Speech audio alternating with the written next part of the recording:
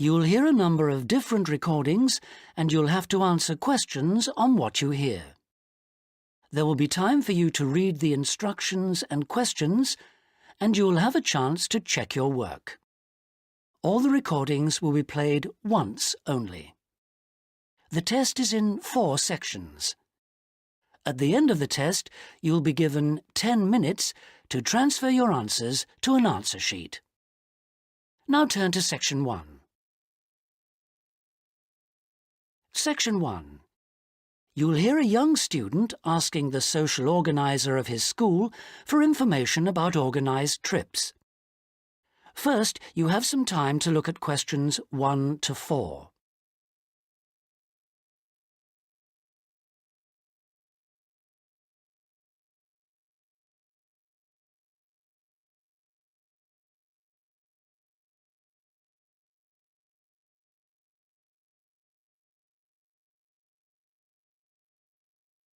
You'll see that there is an example which has been done for you.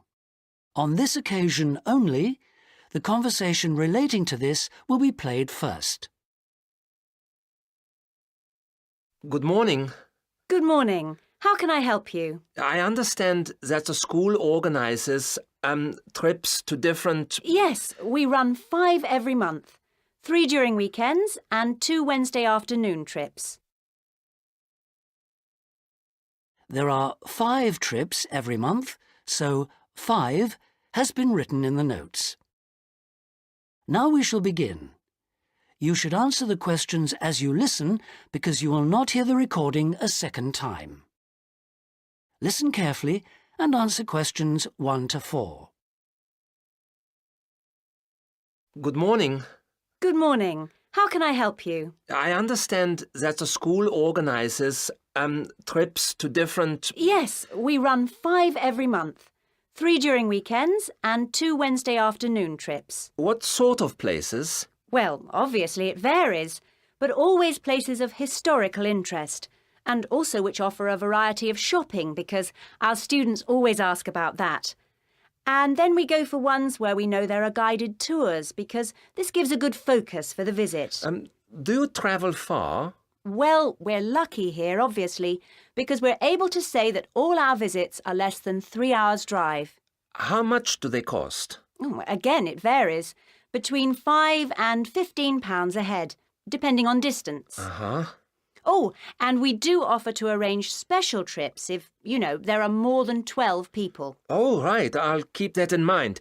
And what are the times normally? We try to keep it pretty fixed so that students get to know the pattern. We leave at 8:30 a.m. and return at 6 p.m. We figure it's best to keep the day fairly short. Oh, yes. And how do we reserve a place? You sign your name on the notice board. Do you know where it is? Uh-huh. I saw it this morning. And we do ask that you sign up 3 days in advance, so we know we've got enough people interested to run it, and we can cancel if necessary, with full refund, of course. That's fine, thanks. Before you hear the rest of the conversation, you have some time to look at questions 5 to 10.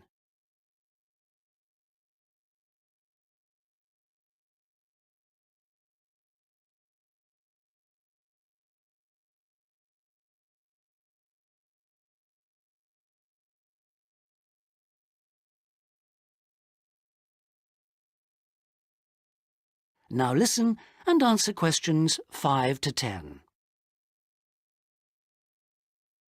And what visits are planned for this term? Right, well, I'm afraid the schedule hasn't been printed out yet, but we have confirmed the dates and planned the optional extra visits, which you can also book in advance if you want to. Oh, that's all right. If you can just give some idea of the weekend ones, so I can, work out when to see friends, etc. Oh, sure. Well, the first one is St Ives. That's on the 13th of February, and we'll have only 16 places available, because we're going by minibus. And that's a day in town with the optional extra of visiting the Hepworth Museum. All right, yeah, that sounds good. Then there's a London trip on the 16th of February, and we'll be taking a medium-sized coach, so there'll be 45 places on that. And let's see, the optional extra is the Tower of London. Oh, I've already been there. After that, there's Bristol on the 3rd of March. Where? Bristol, Bristol. Okay. That's in a different minibus with 18 places available. Oh, and the optional extra is a visit to the SS Great Britain. Okay. We're going to Salisbury on the 18th of March, and that's always a popular one because the optional extra is Stonehenge. So we're taking the large coach with 50 seats. Oh, good. And then the last one is to Bath on the 23rd of March. Oh, yes. Is Bath the Roman city? Yes, that's right. And that's in the 16-seater minibus. And where's the optional visit? It's to the American Museum. Well worth a visit. Okay, well, that's great. Thanks for all that. My pleasure. Oh, by the way, if you want more information about any of the trips, have a look in the student newspaper. Okay. Or have a word with my assistant. Her name is Jane Yentob. That's Yentob. Right, I've got that. Thank you very much for all your help. You're very welcome. I hope you enjoy the trips. That is the end of section 1. You now have half a minute to check your answers.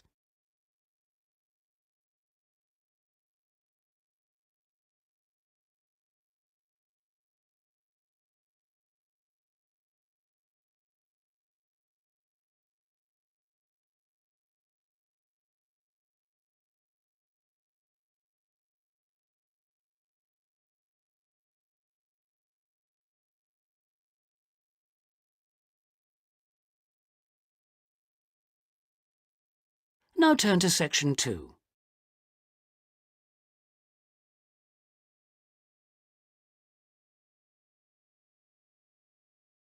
Section 2. You'll hear a tour guide giving a talk about a museum centre called Riverside Industrial Village. First, you have some time to look at questions 11 to 13.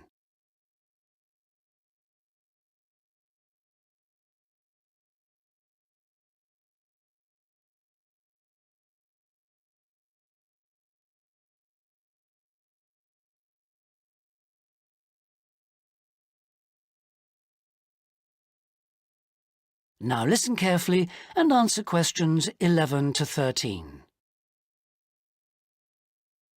Good afternoon, everybody, and welcome to Riverside Industrial Village. To start your visit, I'm just going to give you a brief account of the history of the museum before letting you roam about on your own. I won't keep you long, OK? Now, from where we're standing, you've got a good view of the river over there. And it was because of this fast-flowing water that this site was a natural place for manufacturing works. The water and the availability of raw materials in the area like minerals and iron ore, and also the abundance of local fuels like coal and firewood, all made this site suitable for industry from a very early time. Water was the main source of power for the early industries, and some of the water wheels were first established in the 12th century, would you believe? At that time, local craftsmen first built an iron forge just behind the village here on the bend in the river. By the 17th and 18th centuries, the region's rivers supported more than 160 water mills, and many of these continued to operate well into the 19th century. But then the steam engine was invented. And then the railways came, and the centres of industry were able to move away from the rivers and the countryside and into the towns. So industrial villages like this one became very rare. So that's the history for you. If you'd like any more information, you can ask me some questions, or you can read further in our excellent guidebook.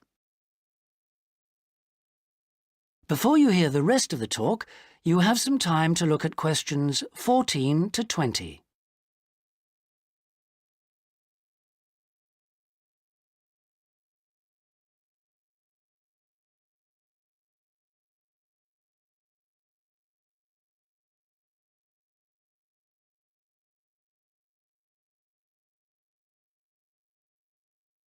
Now listen and answer questions 14 to 20.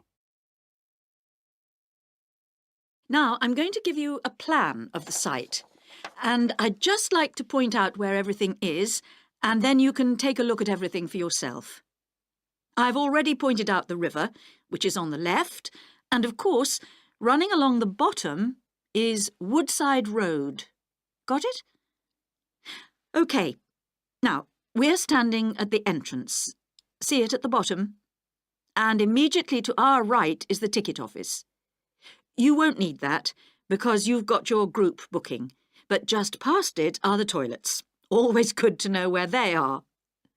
In front of us is the car park, as you can see, and to the left, by the entry gate, is the gift shop.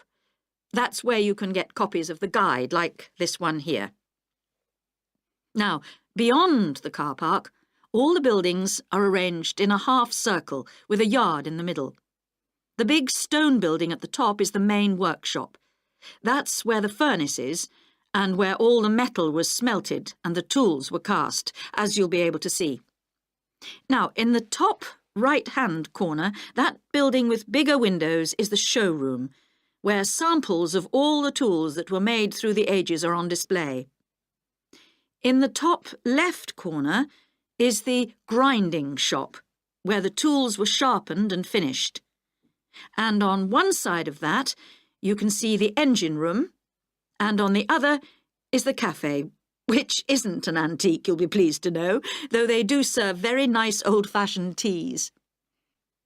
The row of buildings you can see on the left are the cottages. These were built for the workers towards the end of the 18th century, and they're still furnished from that period, so you can get a good idea of ordinary people's living conditions. Across the yard from them, you can see the stables, where the horses were kept for transporting the products. And the separate building in front of them is the works office, and that still has some of the old accounts on display. Right. If anyone wants a guided tour, then I'm starting at the engine room. If you'd like to come along this way, please, ladies and gentlemen. That is the end of section 2. You now have half a minute to check your answers.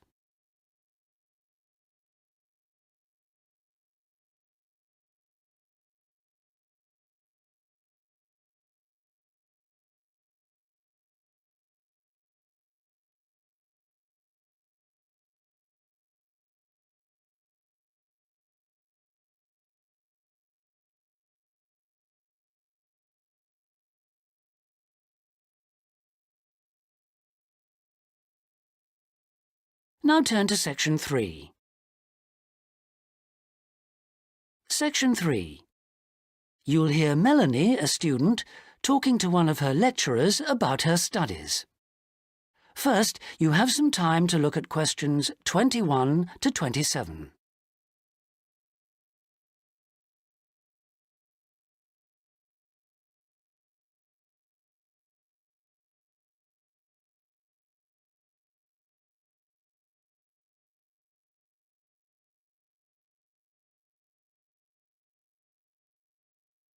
Now listen carefully and answer questions 21 to 27. Excuse me, Dr. Johnson. May I speak to you for a minute? Sure, come in. I'm Melanie Griffin. I'm taking your course in population studies. Right. Well, Melanie, how can I help you? I'm having a bit of trouble with a second assignment, and it's due in 12 days. What sort of trouble are you having? Is the assignment question a problem? Well, that's part of the problem. I've been having trouble getting hold of the books. I've been to the library several times and all the books are out. Sounds like you should have started borrowing books a bit earlier. Well, I had a really big assignment due in for another course, and I've been spending all my time on that, and I thought... You might get an extension of time to finish your assignment for me? If that's possible, but I don't know if... Well, yes, it is possible, but extensions are normally given only for medical or compassionate reasons. Otherwise, it's really a question of organizing your study. And we don't like giving extensions to students who simply didn't plan their work properly. What did you get for your first assignment? I got 87%. Yes, you did very well, indeed. So, obviously, you can produce good work. I don't think I'll need too much extra time, as long as I can get hold of some of the important references. Well, since you did so well in your first assignment, I'm prepared to give you an extra 2 weeks for this one. So that'll mean you'll need to submit it about a month from now. Oh, thank you. Now, what about the reading materials? Have you checked out the journal articles in the list? No, not yet. There were about 20 of them, and I wasn't sure which ones would be most useful or important. Well, they're all useful. But I don't expect anyone to read them all because a number of them deal with the same issues. Let me give you some suggestions. The article by Anderson and Hawker is really worth reading. Right, I'll read that one. You should also read the article by Jackson, but just look at the part on the research methodology, how they did it. Okay, Jackson. Got that. And if you have time, the one by Roberts says very relevant things, although it's not essential. So, okay, if it's useful, I'll try and read that one. Now, the one by Morris, I wouldn't bother with that at this stage if I were you. Okay, I won't bother with Morris. Oh, now, someone told me the article by Cooper is important. Well, yes, in a way. But just look at the last part, where he discusses the research results. And lastly, there's Forster. I can't think why I included that one. It's not bad, and could be of some help, but not that much. Before you hear the rest of the conversation, you have some time to look at questions 28 to 30.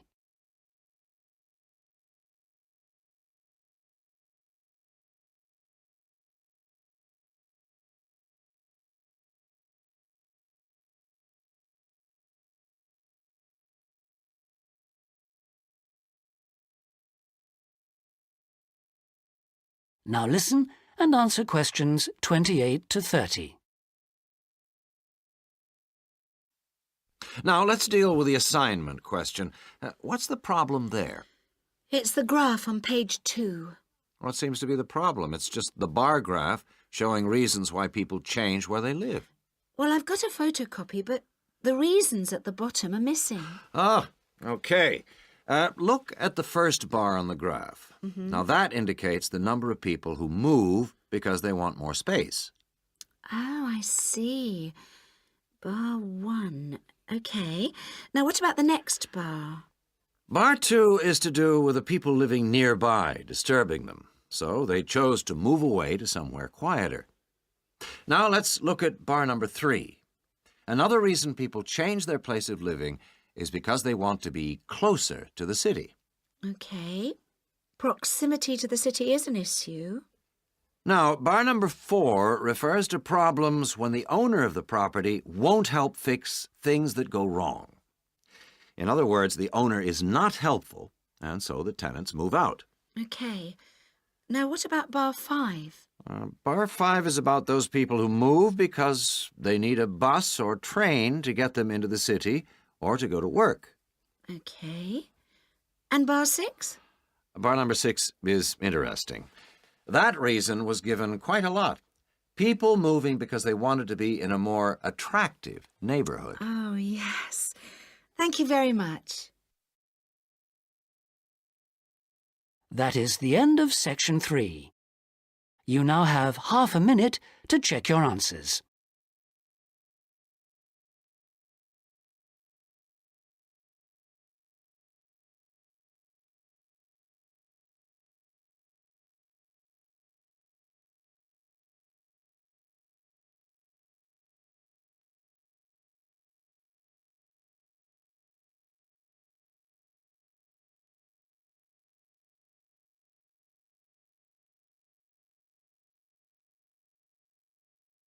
Now turn to section 4. Section 4. You'll hear a talk on the subject of the urban landscape. First, you have some time to look at questions 31 to 40.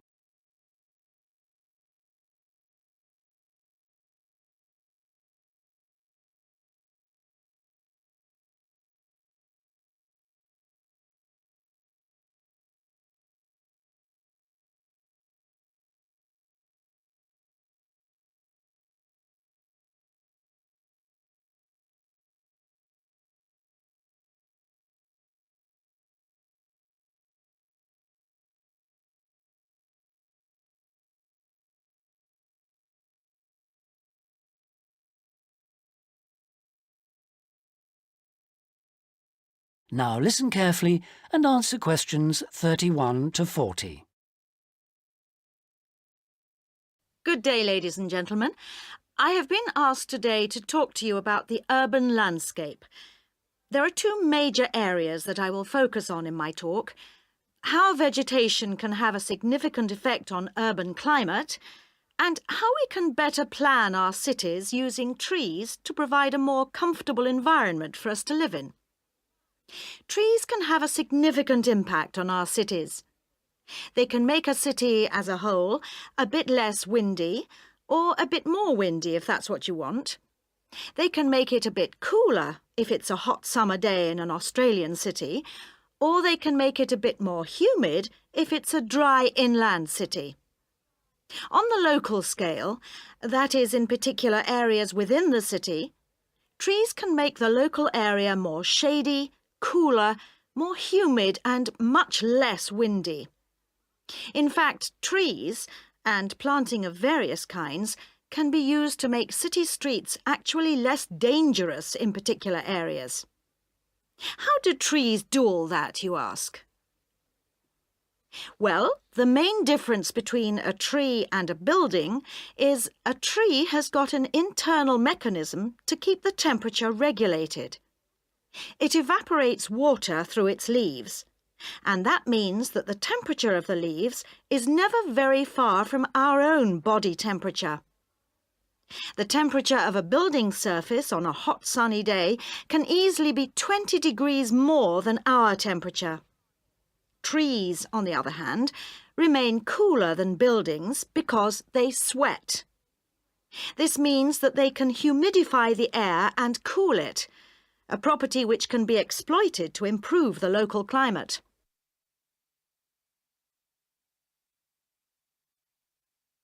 Trees can also help break the force of winds. The reason that high buildings make it windier at ground level is that as the wind goes higher and higher, it goes faster and faster. When the wind hits the building, it has to go somewhere.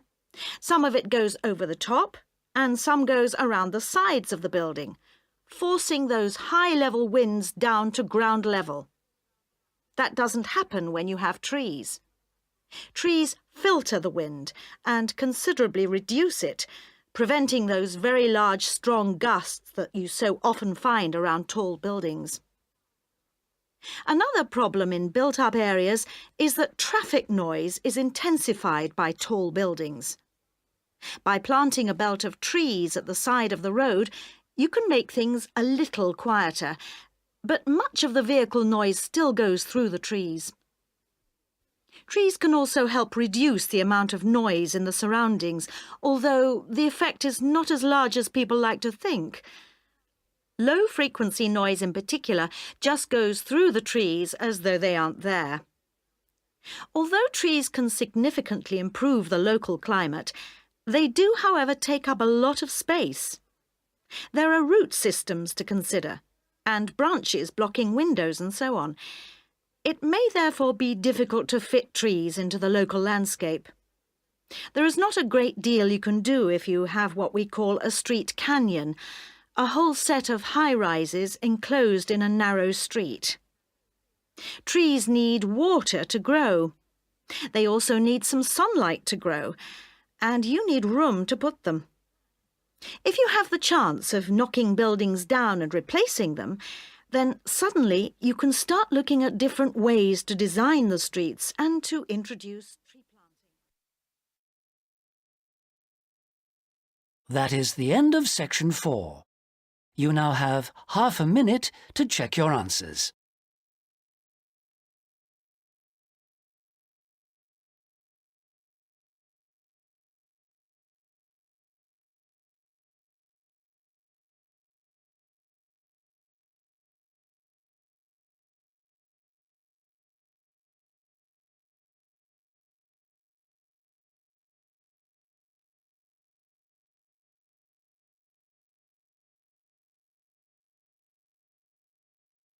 That is the end of the listening test. In the IELTS test, you would now have 10 minutes to transfer your answers to the listening answer sheet.